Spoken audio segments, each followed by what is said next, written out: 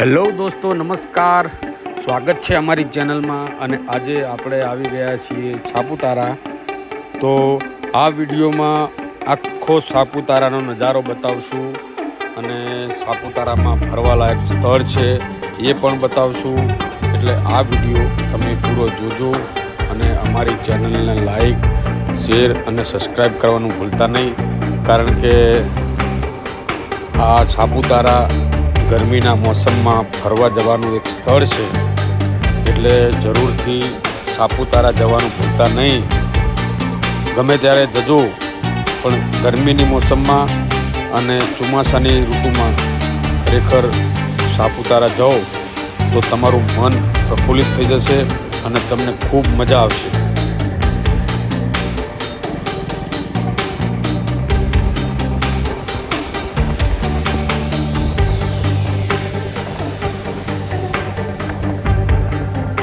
આ છે સાપુતારાનું main lake અને એની ફરતે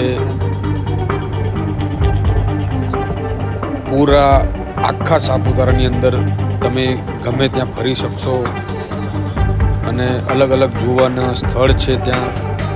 અને અલગ અલગ હાથ બનાવટી વસ્તુ પણ તમને ત્યાં મળશે.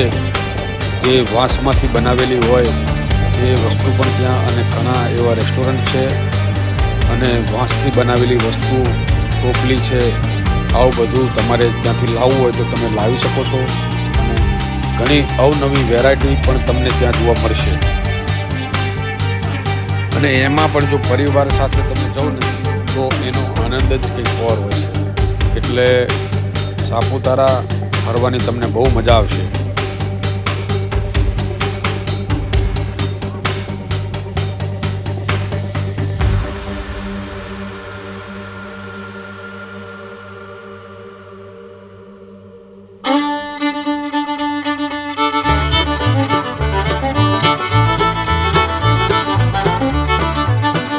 અને જો તમારી સાથે નાના બાળકો હોય તો આ ઝીલની અંદર બોટિંગ પણ ચાલે છે. એટલે અવનવી બોટમાં તમે બેસવાનો પણ આનંદ લઈ શકશો. અને સાપુતારા જાઓ તો બોટમાં જરૂર બેસજો.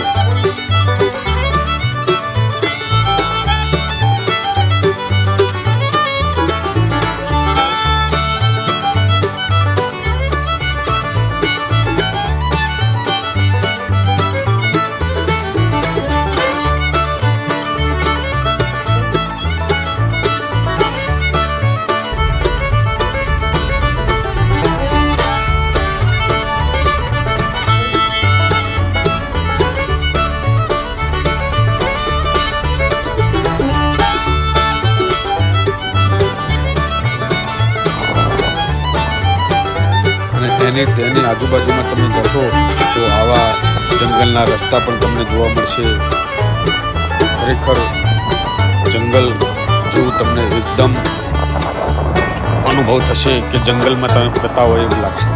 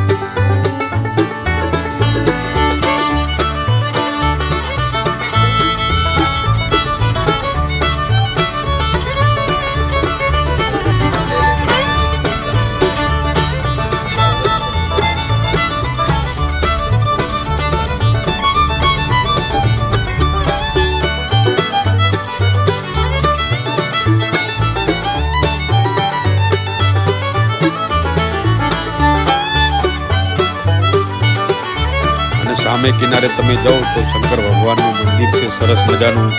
ત્યાં દર્શન કરવાનું ભૂલતા નહીં. કારણ કે શંકર ભગવાન તમારી મનોકામના